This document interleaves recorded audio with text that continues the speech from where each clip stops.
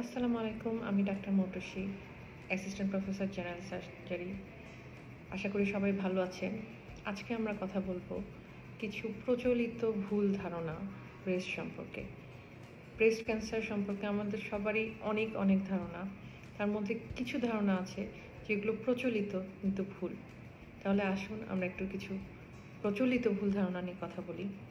যেরকম প্রথম ধারণা, আমার ফ্যামিলিতে ব্রেস্ট ক্যান্সার নাই, তার মানে আমার কখনো ব্রেস্ট ক্যান্সার হবে না।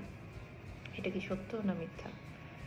সত্যিটা হলো যে মাত্র 10% কেসে যদি ফ্যামিলিতে ব্রেস্ট ক্যান্সার থাকে তাহলে সেই রোগীগুলোর ব্রেস্ট ক্যান্সার হয়, কিন্তু বাকি 90% ক্ষেত্রেই ফ্যামিলিতে কারো ব্রেস্ট ক্যান্সার না থাকলেও কিন্তু ব্রেস্ট ক্যান্সার হওয়ার সম্ভাবনা থাকে।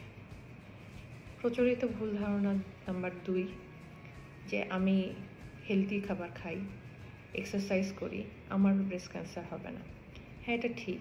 হেলদি খাবার খেলে, এক্সারসাইজ করলে যে কোনো ক্যান্সারেরই সম্ভাবনা কমে, কিন্তু সেই সম্ভাবনা কিন্তু একদম শূন্য হয়ে যায় না। কাজেই হেলদি খাবার খেলেও ব্রেস্ট ক্যান্সারের সম্ভাবনা রয়েই যায়, কারণ এটা হচ্ছে এনভায়রনমেন্টাল স্ট্রেস, অনেকগুলো ফ্যাক্টর থাকে যেগুলো ব্রেস্ট ক্যান্সারের পিছনে কাজ করে। প্রচলিত ভুল ধারণা নাম্বার 3, যে আমি চিনি জাতীয় খাবার খাই না, আমার ক্যান্সার হবে না। হ্যাঁ, চিনি জাতীয় খাবার না খাইলে ওবেসিটি কমে যায়, তার মানে হচ্ছে মোটা হওয়া কমে যায়। আর ওবেসিটি অনেক ক্যান্সারের কারণ, সেগুলো কমে যায় ঠিকই, কিন্তু শূন্য কিন্তু হয়ে যায় না। প্রচলিত ভুল ধারণা নাম্বার 4, আমার বয়স তো কম, 25 বা 30, আমার ব্রেস্ট ক্যান্সার হবে না, এগুলো তো বুড়োদের হয়। কিছুটা ক্ষেত্রে সত্য, এটা বুড়োদেরই হয় বা বয়স হলে হয়, কিন্তু বাকিদের কিন্তু কম বয়সেও ব্রেস্ট ক্যান্সার হয়, এমনকি ছেলেদেরও কিন্তু ব্রেস্ট ক্যান্সার হয়। কাজেই কম বয়সে যে ব্রেস্ট ক্যান্সারের কোনো সম্ভাবনা নাই, এই কথাটা সত্যি নয়।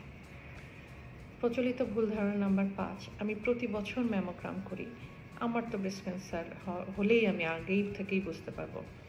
হ্যাঁ, ম্যামোগ্রাম করলে ব্রেস্ট ক্যান্সার আগে থেকে বোঝা যায়, কিন্তু কিছু ক্ষেত্রে 20% ক্ষেত্রে ম্যামোগ্রামও ভুল রেজাল্ট দেয়।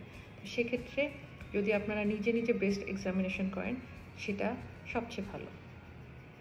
অতএব আমরা সচেতন থাকি এবং কথা বলি মেয়েদের স্বাস্থ্য নিয়ে, যাতে কীভাবে আরও বেশি সুস্থ থাকা যায়। ধন্যবাদ।